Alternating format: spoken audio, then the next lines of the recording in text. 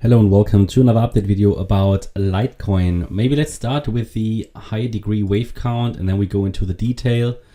So, because it's not making it easy for us really. So this is a wave pattern which at least looks interesting. Yeah, I must say I'm not personally super convinced that this is already the breakout. Because if this was a breakout, it would mean that the bear market low has been in. We're not going to see the $40 level again. And it's now going to move up, which is of course possible. We're tracking the bullish count, yeah, we're tracking it, and so far I think it's worked out nicely. But with the latest developments up there, I'm going to zoom in. It's going to get a bit difficult here, and generally this move up is anyway built on a little bit of a difficult foundation, because we talked about it before that this is a leading diagonal, a wave one to the upside in the bullish interpretation, yeah. And we're coming down here in 2. Well, that's done. And we're now moving up in wave 3. And then there should be a wave 4 and a wave 5 as well. Let's just remind ourselves about the target for this third wave in green there. That would be $92.58. That can maybe stretch a bit higher if we have some extended waves in between. But sort of, I would say, between the area of $92.50 and $103 for the wave 3. Bear in mind, then there should be a wave 4 and a wave 5. So the moment of truth will really come if we push a little bit higher. And then after the wave 3, are we really going to hold wave 4 support, which should be a shallow retracement, or are we going to come down aggressively? Because if we then come down quite strongly, yeah, then we must say that this was really just most likely an A, B, C pattern. Because as long as you only have 3 waves, you can't really say very confidently that this is the breakout. Yeah, we're tracking it, you know, you can trade it against tradable lows, but still generally coming from the perspective to say confidently that a low has been made, we need to see 5 waves first. Good. So let's take a look at the 1 hour chart. I took out some of the sub waves because we don't really need them anymore, and they take a little bit, they distract a little bit. Yeah, don't need all the sub waves on here anymore. So the idea is that from this wave 2 low, which was created at around $47, $48, we moved up in a wave 1, came down in 2, finished ideally the wave 3 here, wave 4 ideally finished as well, but we get to that in a minute. I'm not entirely confident that the wave 4 is really done already, and then there should be one more leg up in a wave 5 of 3. So in the green wave 3, we're waiting for one more wave to the upside. So where it's now getting interesting is really here in the green support area in which we currently are. Okay, so let's zoom in. Let's talk about options here, because I'm not entirely confident that this wave 5 is wave 4 is over yet. So we came into the wave 4 support area. You could get away with counting this as a 5-wave structure to the upside here. And however, the problem is that we're not really getting off the ground here. Yeah, the scenario that wave 4 is really done and finished is possible. Yeah, we came into the support area. We missed, however, a little bit the ideal target here in here. I think at the time we talked about $73 or something.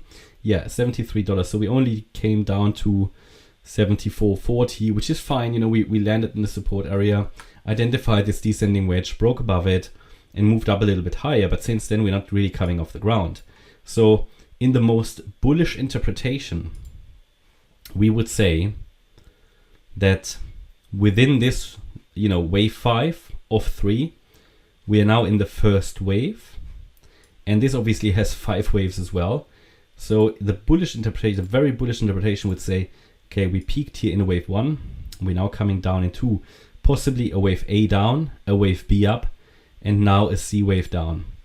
And then we should move higher. And to match everything, I just need to move all of those waves across. But this is not high confidence yet. It's an option. It's not even guaranteed that the wave 4 is over yet. So we could say, I mean, that wave 2 is already over. I don't think so. Yeah, that wave 2 is already over. I don't think so because of this mess here. This is corrective. So we could put it in line with the Bitcoin count, for example, and we could say that we had here an A wave, This was a B wave, and we're coming down in a C wave. And however, if we do that, we need to hold critical support. Yeah, we need to hold $75.40. Below that level, it will get very difficult for Litecoin to maintain upward momentum. So this is the most bullish interpretation that you get here. This is this is only one of the possible interpretations. This would be more in line with Bitcoin, yeah, very clearly. And however, we must not, I mean, even if we drop below that support level I just mentioned at 75.40, if we lose that, we still have the $75 level, the 88.7% FIB level, but going below that will obviously challenge the low that's in place and possibly invalidate that bullish 1-2 setup. What would happen then? Well, if we drop below that level, then we have to assume wave 4 wasn't finished. We need to have it on the radar even now, because I'm still missing a little bit more, of that impulsive price action to the upside. This is generally the largest support area for the wave 4. And as long as we're holding above $69, there isn't really anything bearish here. But ideally, we don't really drop below $73. That would be the ideal target for this fourth wave. So yeah, option 1, very bullish, would be the direct breakout here after wave C is finished.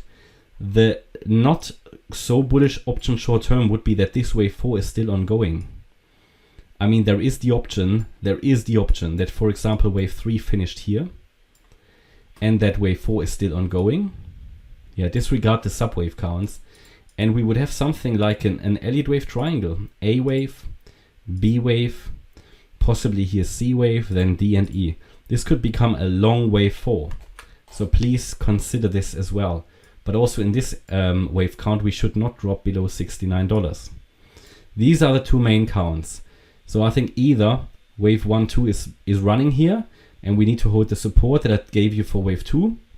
Or if we lose it, then we are probably here in some kind of an Elliott wave triangle.